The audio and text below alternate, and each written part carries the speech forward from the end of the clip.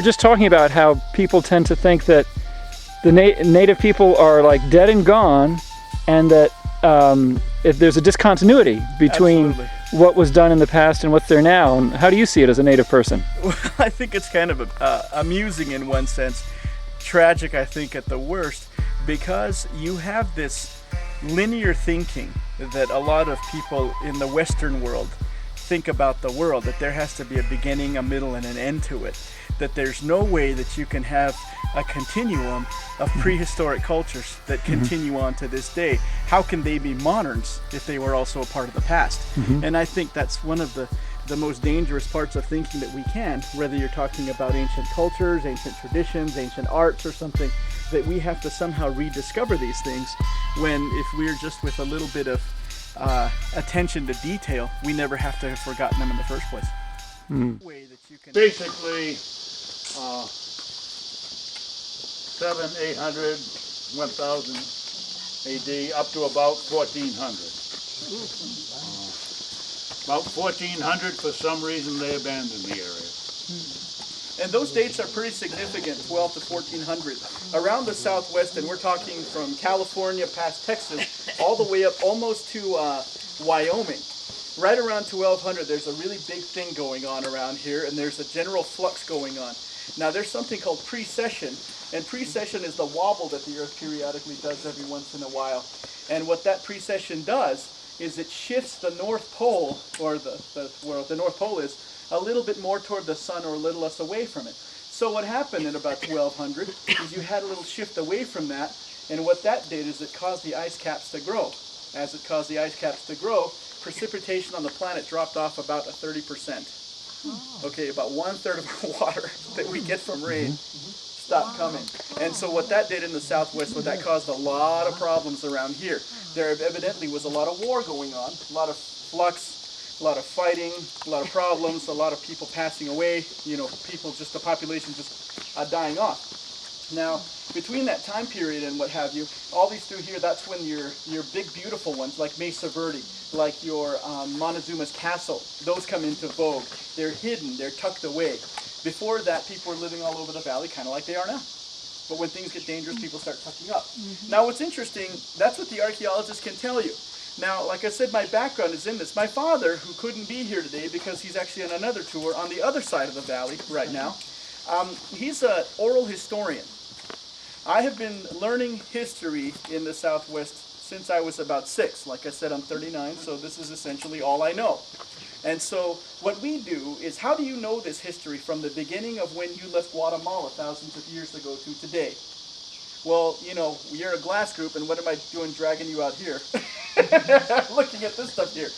Well, the whole reason that any Native American would have started doing aesthetics, would have started doing art, would have started doing any of this thing here, was to relate some part of their history.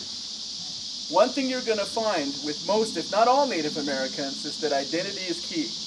And the identity is based upon your tribe, and most of the time it's a land-based identity. Okay? You are not Hopi if you're not on Hopi land. You are not who you are unless you become, quite literally, a part of this. What I've been trained to do, in many cases, it's easier the further north you go, the less so the further south you come, is actually read these. No archaeologist will believe us, and that's quite all right with us. We're not concerned about what scientists would say about this. We are concerned with how this relates to our culture and our history. For example, you will have these spirals, you have these circles that go through there. Depending upon who you talk to, and depending upon the context, they will either be references to sun or references to water. Over the course of time, they begin to interrelate, and sometimes they refer to sun and water at the exact same time. You will also notice that there are some random scribbles. You can see these sort of zigzags that kind of go back and forth like that, right? Some people say those refer to the rivers around here. Some others will say those refer to migration routes.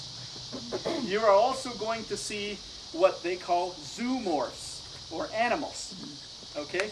And you're going to see what look like long-legged, long-necked birds, perhaps waterfowl of some variety, a crane, or an egret or something like that. You'll also see things that look like a animal with horns, maybe an elk or a deer perhaps. Over here, you'll also see things that look kind of like a lizard, fat ones with a tail through here. Now, beyond that, you'll also see, I don't know how many there will be here, but you'll also see things that are called anthropomorphs, things that look like people. Okay? Now, depending on who you talk to, and our particular Hopi version of it has a couple of things. When they're like this, they're talking about migration. When they're talking about stuff like this, it has a tendency to do with the land base where you are. People, they say, who are honest, who are pure, gods are going to be like this. Because, if you look at me, I have nothing to hide. Okay? These refer to our identity as us who we are. They're also directional pointers that aren't exactly specific unless you know what you're looking for. So you have a couple of animals and plants kind of zigzags painted on through here. Now I will, and I cheated because I looked inside the visitor center there, but I will guarantee you that one of these is a clock. Okay? You see the spirals on this far end? And you see the spiral next to this crack here? Well, their relationship is sort of like this.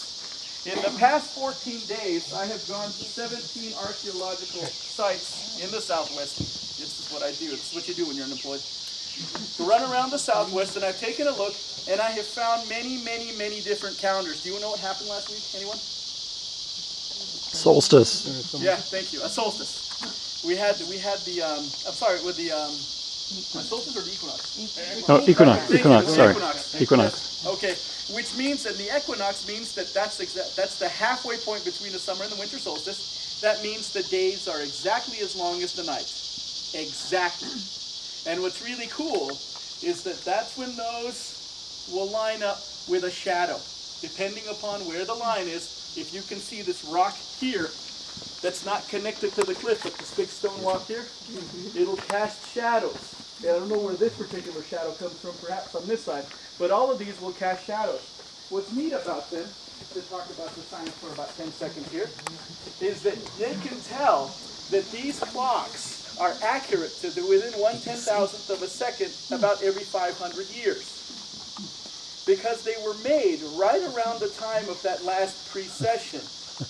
That last time you had a tilt, you can tell exactly how far the Earth tilted by how far these are off, which is a slight fraction of an inch, which is frightening if you think about that these clocks, these stone clocks that we're looking at here, are much more accurate than any watch that we have right now because they're telling the actual sun time, which I think is kind of neat.